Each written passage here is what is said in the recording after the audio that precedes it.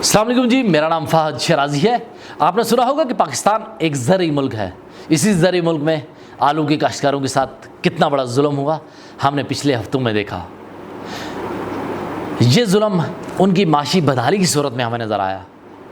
ना सिर्फ उनकी माशी बदहाली में इजाफा हुआ बल्कि मुल्क को अरबों रुपए का नुकसान पहुंचा।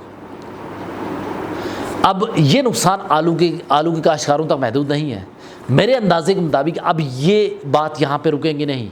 अब इसका अगला शिकार आम के काश्तकार भी हो सकते हैं। मैं ये बात अपने अंदाजे के मुताबिक नहीं कह रहा, बल्कि मैं इन फैक्ट्स, इन अदद-ओ-शुमार और इस डेटा के मुताबिक कह रहा हूँ जो इस वक्त मेरे पास फ़ाइल की सूरत में मौजूद है। इस फाइल में वो सब चीज़ें मौजूद हैं, उन सब चीज़ों का अहाता किया हुआ है जिनकी बुनियाद पर ये सारा बहरान पैदा हुआ। आपको बता चलूँ कि आलू की अगर बात की जाए, आलू की फ़सल की, तो आलू की फ़सल चौथी बड़ी फ़सल है। अगर सालाना पैदावार के हिसाब से बात की जाए तो आलू चौथी बड़ी फ़सल है, गंदम, चावल और मकई के बाद।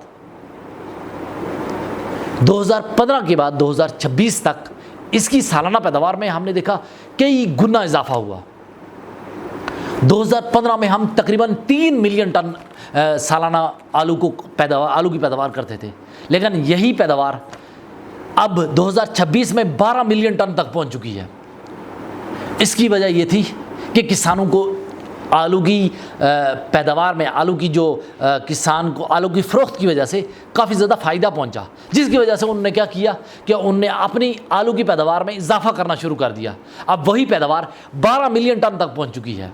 अब इस 12 मिलियन टन में से हमने देख रहा है कि 12 मिलियन टन में से हमारे मुल्क की जो मांग है वो टोटल कितनी है। 12 मिलियन टन में से हमारे मुल्क की जो मांग है वो है 8 मिलियन टन। अब 8 मिलियन टन के बाद जो 4 मिलियन टन है वो इजाफी पैदावार है, जिसको हमारी गवर्नमेंट्स ने, हमारे बरामद कुनंदगान ने किसानों से लेकर उसको बाहर के ममालिक में भेजना था। हम हर साल बाहर के ममालिक में, चाहे वो मिडल ईस्ट के ममालिक हों, यूनाइटेड अरब इमारात हो, श्रीलंका हो, मलेशिया हो, कतर हो, हम वहाँ के उन ममालिक में हम आलू की जो पैदावार होती है, आलू की जो ज़्यादा क्वांटिटी होती है उसको वहाँ पे बेचते हैं, ताकि हमारे मुल्क में ज़र मुबादला आ सके और किसानों को उनकी जो लागत है उससे ज़्यादा फ़ायदा पहुँच सके, ताकि उनका आलू जो है अच्छे दामों पर बिक सके। इस दफ़ा क्या होता है कि इस दफ़ा कोई प्लानिंग नहीं होती। इस दफ़ा अमेरिका और ईरान की जो जंग चल रही है उसकी वजह से रास्ते तो बंद हैं।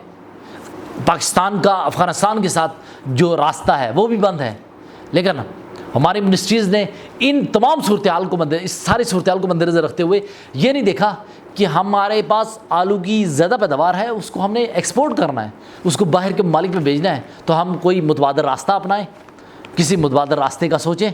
लेकिन हमारी मिनिस्ट्रीज़ को, हमारे अदारों को होश आता है 19 फरवरी को, जब किसान इत्तेहाद की तंजीमें ये एहतजाज करती हैं, प्रेस कॉन्फ्रेंसेस करती हैं, उसके बाद हुकूमत संजीदा लेती है मामलात को।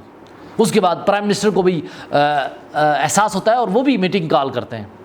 और टोटल 19 फरवरी के बाद टोटल 5 मीटिंग्स होती हैं, 5 इजलास होते हैं, और सिर्फ उन इजलास का फ़ायदा कुछ भी नहीं होता।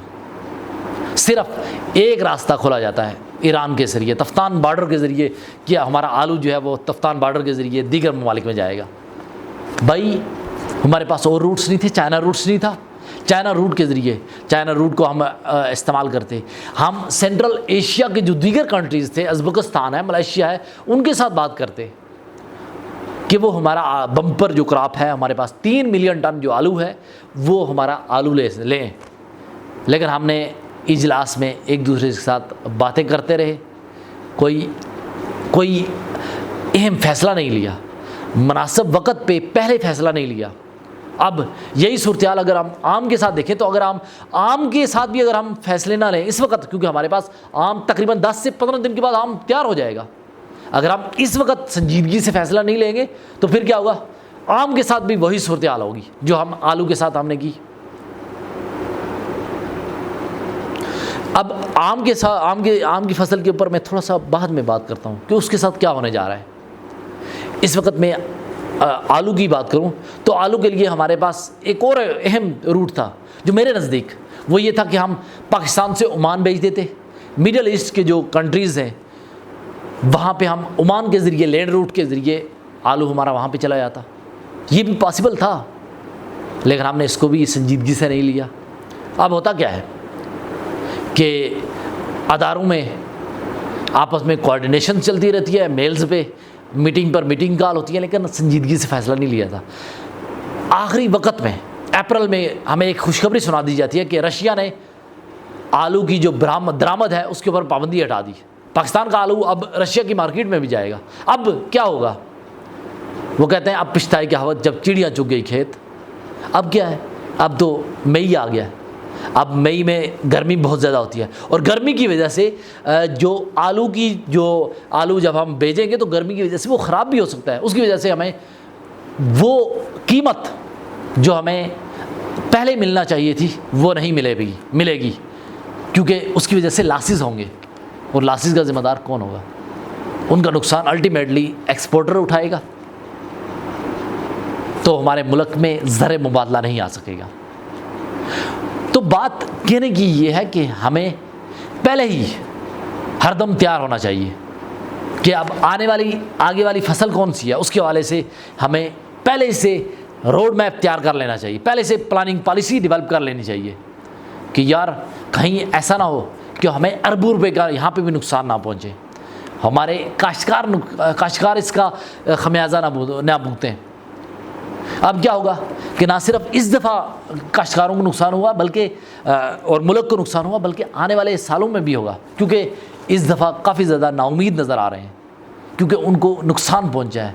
और ये नुकसान थोड़ा नहीं है, ये कई गुना नुकसान पहुंचा है आलू के काश्तकारों को।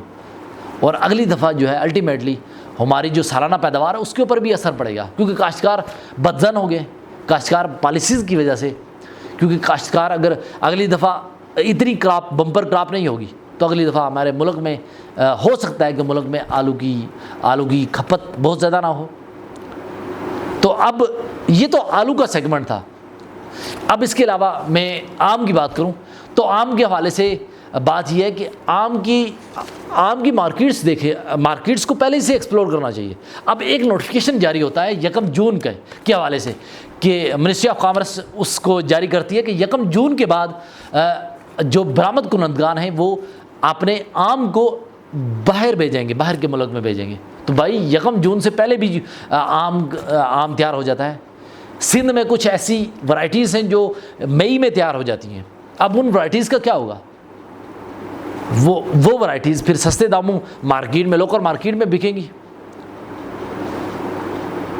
उन जो किसान है उसकी मेहनत का उसको फ़ायदा नहीं पहुंच पाएगा, उसकी लागत जो है वो नहीं मिल पाएगी, क्योंकि 1 जून का जो दौरानिया है, 1 जून के दौरान जून के बाद आप बेच सकेंगे। और सिर्फ वो भी 1 जून के बाद हमारी जो टोटल अगर 100% हमारी प्रोडक्शन है आम की, तो 100% में से हमारी टोटल 5% बाहर के मुल्कों में आम जाता है, बाकी 95% तो हमारे मुल्क में ही कंज्यूम होता है।